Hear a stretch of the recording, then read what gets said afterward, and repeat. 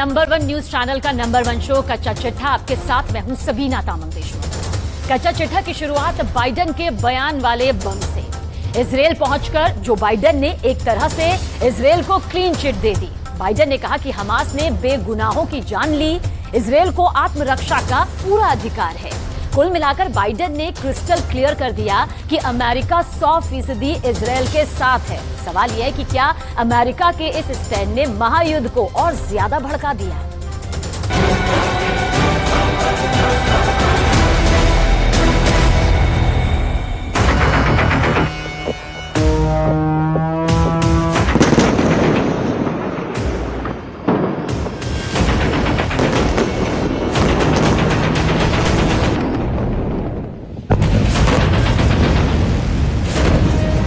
क्या बाइडेन का इजराइल दौरा युद्ध खौलाने वाला है? क्या बाइडेन का इजराइल आना जंग को और भड़काने वाला है?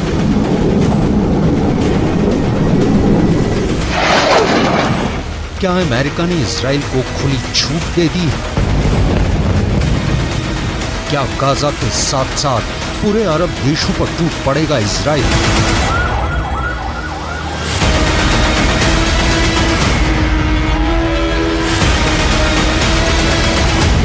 क्या हमास के साथ छिड़ी जंग को इजराइल अरब देशों में फैलाने वाला है?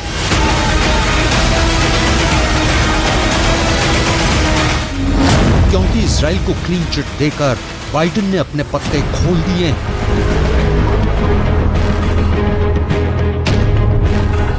बाइडेन के इजराइल दौरे ने युद्ध की धुंधली तस्वीर साफ कर दी है।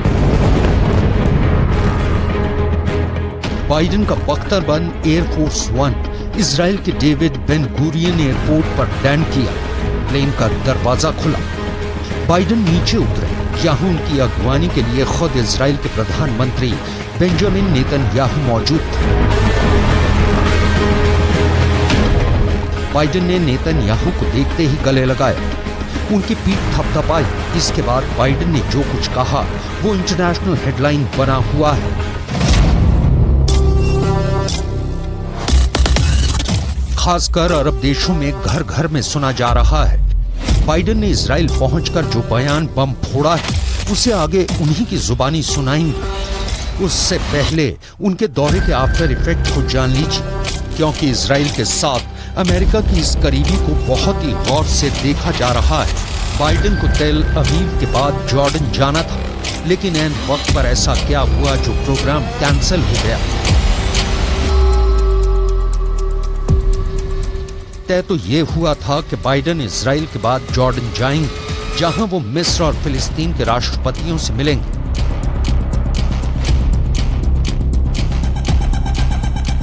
लेकिन ये हो नहीं सका।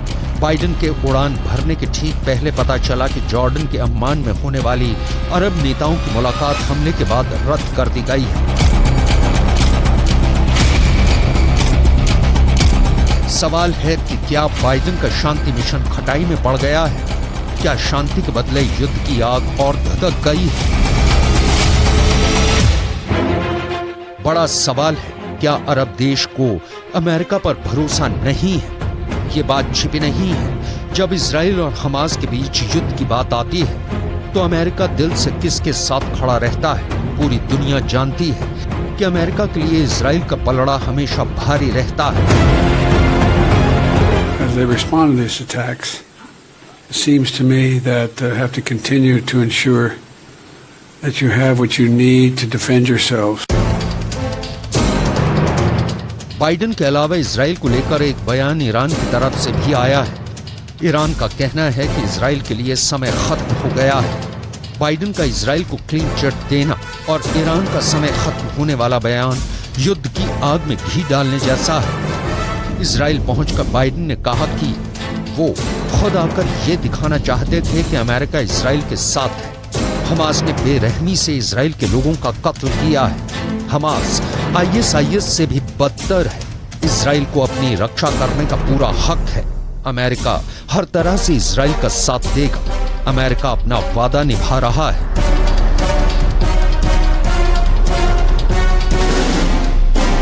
बाइडेन ने इजराइल के साथ खड़ा रहने का लाउड एंड क्लियर मैसेज दिया है।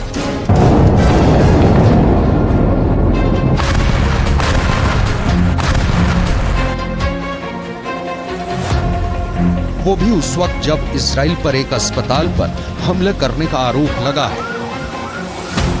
दावा है कि इसमें 500 लोगों की मौत हुई है।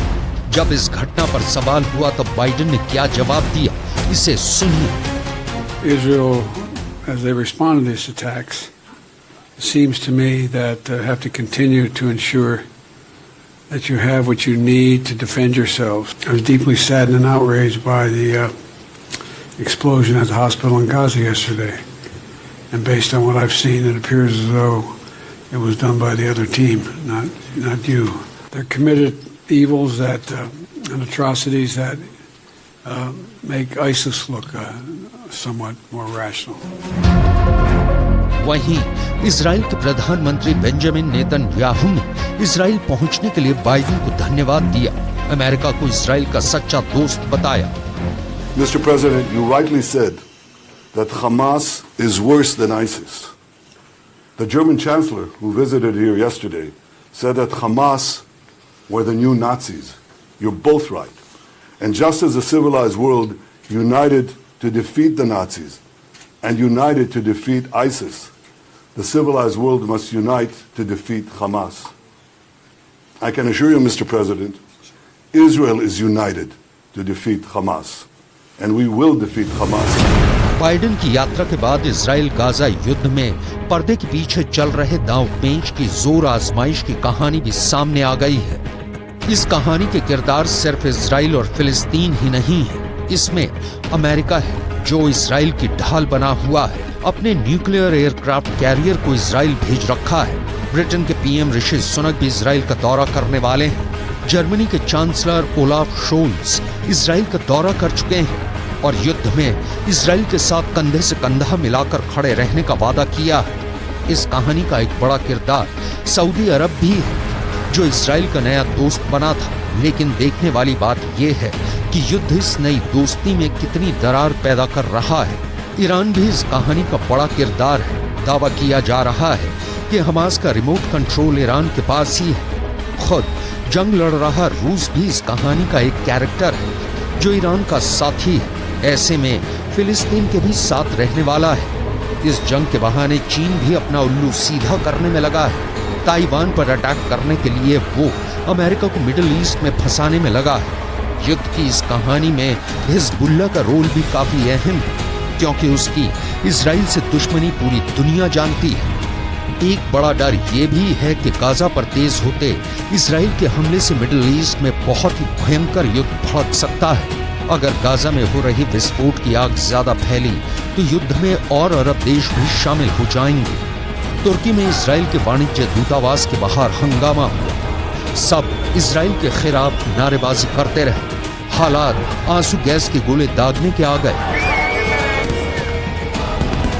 जॉर्डन की राजधानी अम्मान में इजराइल के दूतावास के बाहर हजारों लोगों की भीड़ जमा हो गई और फिर नौबत आगजनी तक आ गई। लेबनान की राजधानी बेरूत में अमेरिकी दूतावास की तरफ हजारों लोगों की भीड़ निकल पड़ी। यहाँ इजराइल की मदद कर रहे अमेरिका के खिलाफ गुस्सा जबरदस्त है। इजराइल बॉर्डर पर पहले ही मिसाइलों से हमले हो रहे हैं। तेहरान में फिलिस्तीनी स्क्वायर पर लोग जमा हुए। फ्रांस के दूतावास के बाहर भी प्रदर्शन हुआ।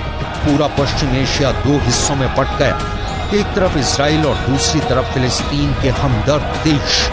ईरान और इजराइल की दुश्मनी काफी पुरानी है। इजराइल और हमास के युद्ध में ईरान हमास और फिलिस्तीन के साथ खड़ा है। हिजबुल्लाह भी हमास का हमदर्द बना हुआ है। ऐसे में अगर इजराइल और ईरान के बीच युद्ध शुरू हो गया तो वो गाजा की जंग से भी भयंकर साबित होगा। वजह है दोनों देशों के पास हथियारों से भरा गोदाम है। एक से बढ़कर एक खतरनाक मिसाइलें हैं। वहीं अमेरिका मिडिल ईस्ट में इजराइल को एक बड़े सहयोगी के तौर पर देखता है। इसकी एक बड़ी वजह ईरान से निपटना भी है। अमेरिका की फॉरेन असिस्टेंस एजेंसी के मुताबिक अमेरिकी मदद से इजराइल उस इलाके में आसपास के खतरों से निपटने के लिए सैन्य बढ़त बनाए रखने में कामयाब रहता है। यही वजह है कि इस बार भी गाजा के साथ इजराइल की जंग में अमेरिका खुलकर उतर गया है। बाइडेन का इजराइल दौरा इसका प्रत्यक्ष प्रमाण है।